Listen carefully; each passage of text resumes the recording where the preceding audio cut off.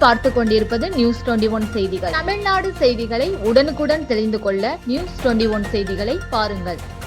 ராணிப்பேட்டை மாவட்ட ரத்னகிரி ஸ்ரீ பாலமுருகன் கோவிலில் வைகாசி மாத கிருத்திகையை முன்னிட்டு அரோகரா அரோகரா என பக்தி கோஷத்துடன் 6 கோண தெப்பக்குளத்தில் திரளான பக்தர்கள் கைகளில் அகல் விளக்குகளை ஏந்தி சிறப்பு வழிபாடு.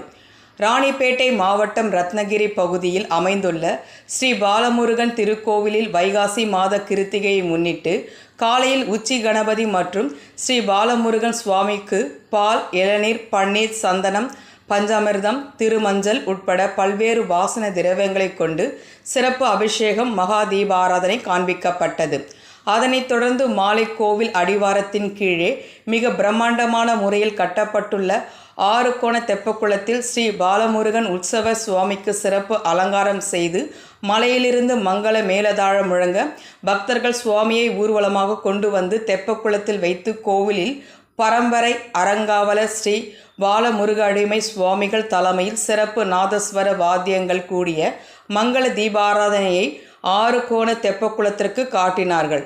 பின்னர் கூடியிருந்த திரளான பக்தர்கள் முருகனை மனதில் நினைத்து அரோகரா அரோகரா என பக்தி கோஷங்களை வெளிப்படுத்தி தங்கள் கைகளில் இருந்த அகல் விளக்குகளை தெப்பக்குளத்திற்கு காட்டி சுவாமியை வழிபட்டு சென்றனர். நியூஸ் 21 செய்திகளுக்காக பாஸ்கர்.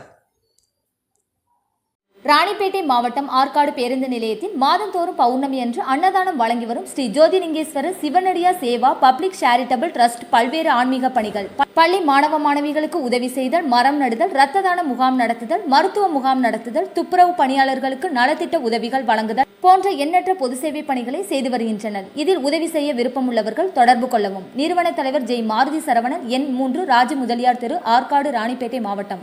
மேலும் விவரங்களுக்கு 9040405952 8098187924 என்ற எண்ணை தொடர்பு கொள்ளவும்.